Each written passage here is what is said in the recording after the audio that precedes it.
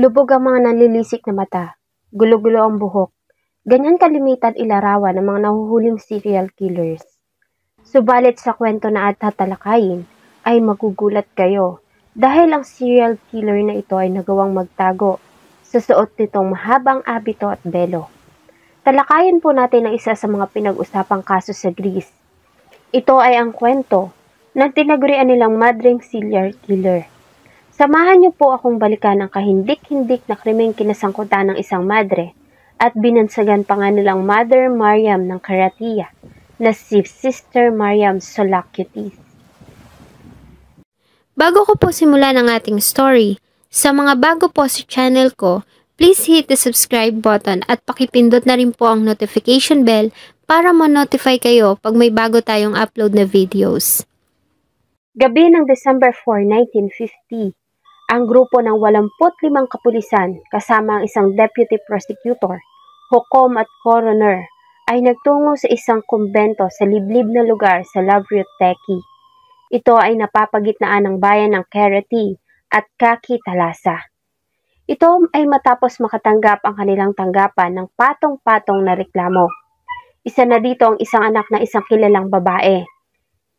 Hindi kasi ito naniniwala na nagawang i-donate ng kanyang ina ang lahat ng kanilang kayamanan sa kumbento bago ito mamatay. Isa pa dito ay ang ginawang paghahanap sa 18 anyos na dalaga na nagmula pa sa Toledo, Ohio, ngunit ipinanganak sa Greece.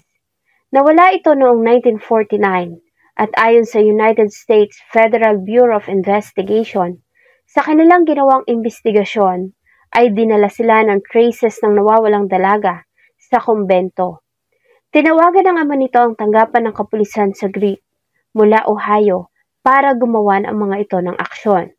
Ayon sa kanya, ay may nagtungo sa Ohio na isang madre na nagngangalang Mariam Zapriopoulos para kuliktahin ang ari-arian na nagkakahalaga ng 10,000 dolyar na ipinagkaloob umano ng dalaga sa kanila.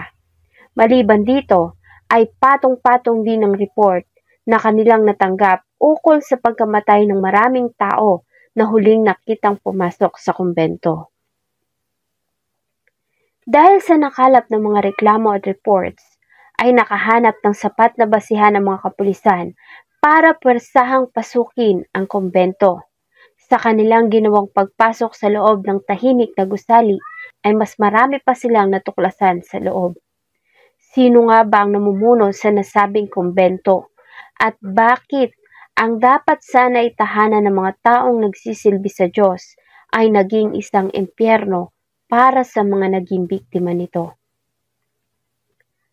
Ang namumuno sa nasabing gusali ay ang isang madre na tinawag nilang Mother of Charity na si Mother Mariam Soulakiotis. Si Soulakiotis ay walang masyadong impormasyon tungkol sa naging buhay nung kanyang kabataan, maliban sa nagmula ito sa mahirap na pamilya at nang magdalaga ay nagtrabaho ito sa bukid at sa mga pabrika. Nagbago ang takbo ng buhay ni Soulakiotis nang makilala nito ang isang archbishop na si Father Matthew Kapatakis nang siya ay tumungtong sa edad 23. Ang dalawa ay nagtagpo noong mga panahong nagsisimula na si Father Matthew na questionin ang ilan sa mga doktrina ng kanilang kongregasyon na Greek Old Calendarist Church. Kaya naman ay bumuo ito ng bagong sekta noong 1927 na tinawag nitong ang Bagong Calendarist. At nagtayo ito ng kumbento at monasteryo na tinawag nitong Panagia Fefcovo Diatrisa o sa Ingles ay Monastery of the Entrance into the Temple of the Most Holy Theotokos, the Healer on the Pine Mountain. Ito ay isinali naman ng isang Australian newspaper noong 1954 na The Convent of the Virgin in the Pines. Para sa kanyang mga bagong tagasunod, dito ay iniwan ni Soulakiotis ang kanyang pamilya at sumama kay Father Matthew para tulungan ito sa kumbento. Naging palaisaipan sa karamihan kung saan nanggaling ang pera na ginamit sa pagpapatayo ng magara at malaking gusali. Nang itayo ang Panagia, si Father Matthew ay 66 na taong gulang na. Bilang madre, si Soulakiotis ay tinawag na Mother Mariam of Charity. Dahil sa katandaan ay mahina na si Father Matthew, kaya naman karamihan sa responsibilidad ay napunta kay Sulaciotis. Kabilang ni dito ang pang-araw-araw na aktibidad sa monastaryo at kumbento, ang pag-recruit ng mga bagong miyembro na siyang naging dahilan kaya naman mas nakilala si Sulaciotis at nagkaroon ng impluwensya, hanggang sa tuluyan ng mamatay ang pare. Noong mga panahon na yon ay wala pang nadidiskubring gamot sa sakit na tuberculosis, at ang kumbento ay naglabas ng kanilang pahayag na nagbibigay ito ng libreng serbisyo para sa mga taong nakakaranas ng sakit na tuberculosis at nawawala na ng pag-asa para gumaling sa kanilang sakit. Kabilang na dito ang espiritual na tulong.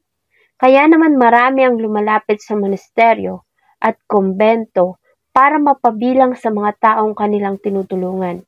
At dito na nga nagsimula ang malalagim na krimen na ginawa ni Sulaciotis sa loob mismo ng kumbento ng Panagya. Ayon sa report, ay intusan ni Sulaciotis ang kanyang mga followers para maghanap ng mga mayayamang tao sa iba't ibang lugar sa Greek. At dito ay pinahihirapan nito ang mga iyon at ikinukulong sa basement ng kumbento hanggang sa pumirma ang mga ito sa isang kasulatan na nagsasabing ang lahat ng kanilang mga ari-arian ay kanila nang ipinagkakaloob sa kumbento sa ilalim ng pangalan ni Sulaciotis. Pagkatapos nito ay kanya silang ikukulong sa basement kasama ng mga may sakit na TB. Hindi pinapakain ng tama hanggang sa tuluyan silang manghina at mamatay. Ganon din ang kanyang ginagawa sa mga pasyente na may tuberculosis. Pinapakakuan nila mga ito na tutulungan para mapagaling sa sakit. Subalit pagpasok sa kumbento ay kanila itong kinukulong, pinapahirapan hanggang sa ibigay ng mga itong lahat ng kanilang ari-arian at hanggang sa mawalan na ang mga ito ng buhay. Nang pasukin nila ang gusali, ay tumambad sa kanilang mga tao na nakakulong sa basement nito, ganon din ang mga bata. At ang hindi bababa sa 170 mga walang buhay ng katawan. Sa ilang salaysay ng mga biktima, ay inilahad ng mga ito ang mga pagpapahirap na kanilang naranasan sa loob ng Panagya. Dahil dito, si Sulaciotis at ang kanyang mga kasama ay hinuli at sinampahan ng patong-patong na kaso ng homicide, fraud, forgery of wills, pananakot at pagpapahirap sa mga biktima hanggang sa sila ay mamatay. Sa araw ng mga pagdinig ay humarap ito sa hukuman, suot ang damit ng isang Orthodox icon at mariin nitong itananggi ang lahat ng paratang.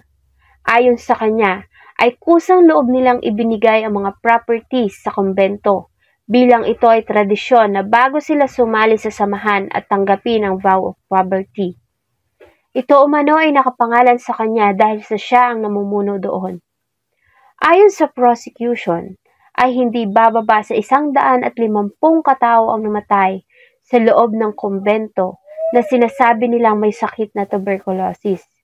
Ayon din sa kanila, ang mga doktor ay pinapayagan lamang na pumunta sa Panagya kapag may pipirmahan ng mga ito na death certificate at hindi para gamutin na may sakit.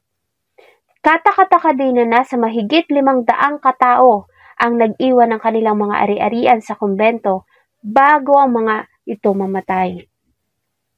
Si Sulaciotis ay nakatanggap ng magkakaibang hatol sa magkakaibang pagdinig hanggang sa siya ay mamatay sa loob ng kulungan noong November 23, 1954. Siya ay inilibing sa bakuran ng Panagya malapit sa kinalilibingan ng kanyang mentor na si Bishop Matthew Kapatakis. Nang arestuhin si Sulaciotis noong 1951, ay marami sa kanyang mga tagasunod ang nagprotesta at nagdemand sila na ibigay sa kanila at palayain ang kanilang leader. Dahil sa kinasangkutang gulo, lahat ng mga old calendarist at ang sekta na binuo ni Bishop Matthew ay kinonsider na outlaw. Ayon sa record, ay may 400 tagasunod si Sulaciotis na naninirahan noon sa loob ng kumbento kasama niya. Matapos na mamatay si Sulaciotis ay nagpatuloy ang sekta sa kanilang operasyon ng patago Ayon sa mga pulis, ay may mga ilang kaso sila ng mga babaeng misteryosong nawawala at hinihinalang ang mga responsable ay ang mga rebeldeng tagasunod ng namayapang si Sulakeutis.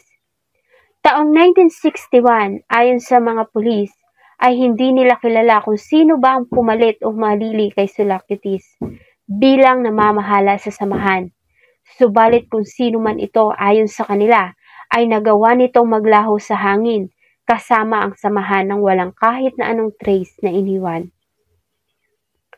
Salamat po sa inyong walang sawang pagsubaybay sa atin pong mga videos. Huwag niyo pong kalimutang mag-iwan ng inyong saloobin at suggestion sa atin pong comment section. Sana po ay samahan niyo po akong muli sa atin pong susunod pang mga episodes. Thank you so much po and see you in my next video.